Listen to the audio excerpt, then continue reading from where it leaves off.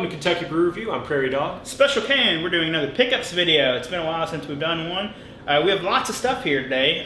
So, a company called Greenfell Meadery, or Havoc Meadery, they're like two meaderies together, sent us a bunch of mead for the show. So we're going to introduce those. We want to thank them for sending us all this mead. There's some awesome stuff. Now, we haven't tried any. We do have a few in the fridge, getting cold. But the first one we have is this Nordic Farmhouse Saison style made with cranberries. It is 5.7% alcohol by volume. You can also buy these online, so I'll put the link to the description to buy all these online. Like I said, our reviews will be out shortly after this video. So, Sweet. What do you got over there? First one I got over here is Havoc Mead's Hop Swarm Dry Hopped Mead. It is naturally gluten-free for what that's worth. And, most of the mead is. So. Yeah. 6.9% ABV, so a little beefier than the Nordic Farmhouse. So that sounds good to me. Like a hot, dry hopped mead sounds good. Sounds different. Most of these meads are sparkling, so they're carbonated, which mead typically isn't. But mead are also a good choice if you have a gluten intolerance. Instead of beer, mead's always a really good choice for that. Mm-hmm. Next one is one I think is going to be the best one. We have Havoc Mead, Psycho Pump Sour Cherry Mead. 6.9% alcohol by volume. Yeah, that one's going to be delicious. Next over here we got another of the Greenfell Meadery. This one's Old Wayfarer. It's an oaked amber mead, and this one's 6.8% ABV, so right up there with the other high rollers. Next one I got is Havoc Mead Root of All Evil. This is a ginger mead, again 6.9% alcohol by volume. I don't know about that. Ginger can either, if ginger's not done right, it can come off as like really dirty and earthy. Oh yeah. So it could be a big turn off. We'll see. The next one, I think this is the last of the meads. It's another Greenfell. It's Valkyrie's Choice. This one's just an original craft mead, 6.9% ABV. It claims to be outrageously drinkable. I certainly hope that's the case. Yeah, so most of these run between $18 and $30 for a 4-pack, which is a little high, but if you know how mead's made and if you've seen mead in the store, it's pretty reasonable. Mead is very expensive to make, much more expensive than like beer, because it uses so much honey. Honey's kind of expensive to use, and then when you're using fresh ingredients like cherries and stuff, so these can get a little expensive. Any of the meads we've had on the show have been pretty pricey too. Any of the canned ones, I think the last one we did, I paid like $8 for one 16-ounce can. So these are actually substantially cheaper than that. Oh yeah. So if you keep that in mind, mead is kind of expensive. Plus the ABV is pretty good on these. Most of these are between 6.5 and 8, so that's a pretty good for mead. Typically mead's actually a little bit higher than that because it's sparkling. I'm assuming they added some carbonated Seltzer or something to make it stronger. But now we're going to go into the beer section. I'm going to let you talk about that one. So we went ahead. I think this is a pretty rare one. I've definitely not seen it before. Yeah, it was difficult to find. Oh, yeah. Yeah, but we've got actually a 4 Loko sour mango flavor. So that is Seltzer. Oh, it's one of the Seltzers. Yeah. Okay. It's going to be something. So I found this in a small town in Grayson County, Kentucky, at a gas station. So I went in there, to use the restroom, and I'm like, no. And I was like, they have it. And this lady's like, are you buying that? I'm like, yeah, I am. That's how they always are. Yeah. They don't even know what they've got on their shelves. Yeah, and of course, because when you buy it, it doesn't ring up for price. None of it, they're like, how much was it? And I'm just like, $2.29, sure.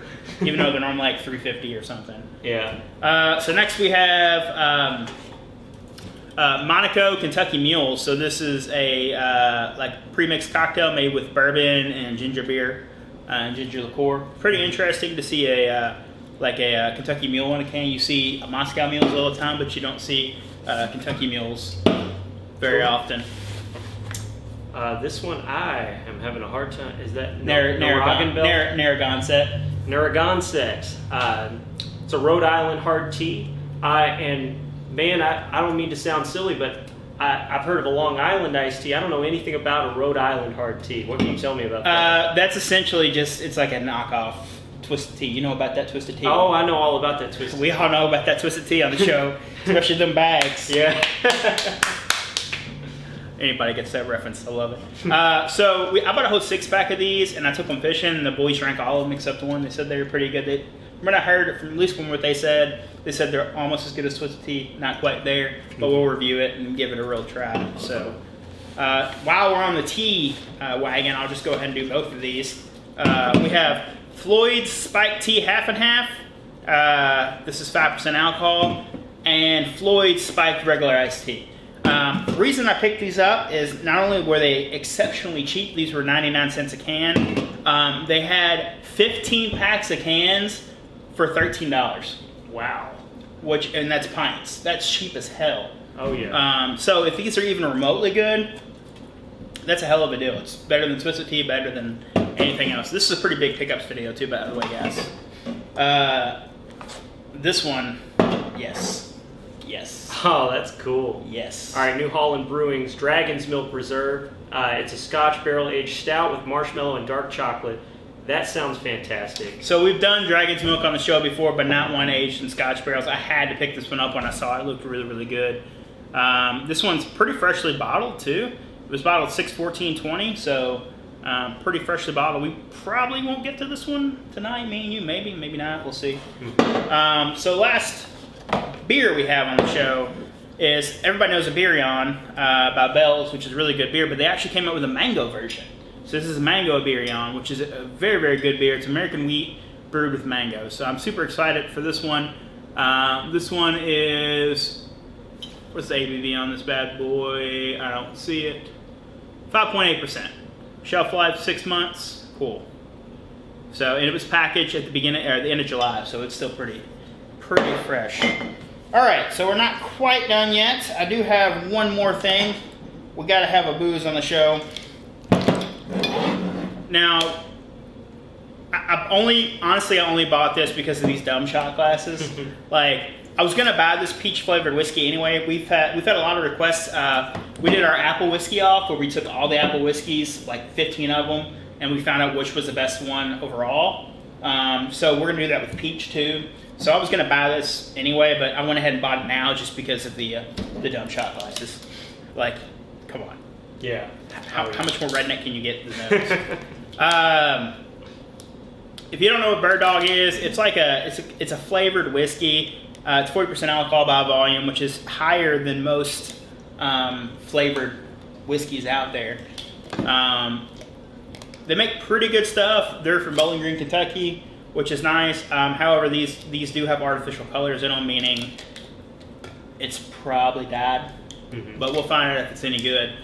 Bird Dog did come in our top 3 or 4 when we finished the video, so I expect it to be a pretty solid whiskey. We'll find out.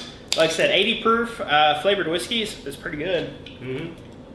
They do have a like regular old Bird Dog whiskey, but it's like $40-ish or bourbon. I haven't like bought it yet because I don't know. It just seems they seem kind of gimmicky. They seem like a flavor company to me. So I haven't been like down to really spend that money on a bottle of their bourbon yet. I'd rather buy a bottle of something that I know is going to be good instead of going out there dropping $40 or $50 and it may or may not be good. Yeah. So, but these are our pickups. This will be the last pickups video in the studio. So the next pickups video you see will be in the new studio. Actually, pick up that orange bottle thing. We can show that too. Oh yeah. Yummy, yummy. We got Mr. Boston's Screwdriver Vodka with natural fruit flavors. This is schnapps. This is just a fodder for the show. If you want to see an actual review on this, let us know and we'll review it before we completely destroy the bottle during the live stream. But I bought it because it was cheap and we needed something for live stream fodder. But anyway, yeah, this will be the last pickups video in the studio. Next one you see will be from the new studio. Now, once we move into the new studio, it won't be finished right away. We'll be shooting from a semi-finished basement. And then as we go on, we'll finish it. But we will start shooting from the basement before it's completely finished. That's just how we have to do it. So hopefully it'll get finished sooner than later, but we'll find out because money. So, all right, well, that's been our episode. If there's something you'd like to see on the channel, you can leave a comment down below. Don't forget to hit that like button. I'm Special K. And I'm Prairie Dog. Thanks for watching. Have you seen our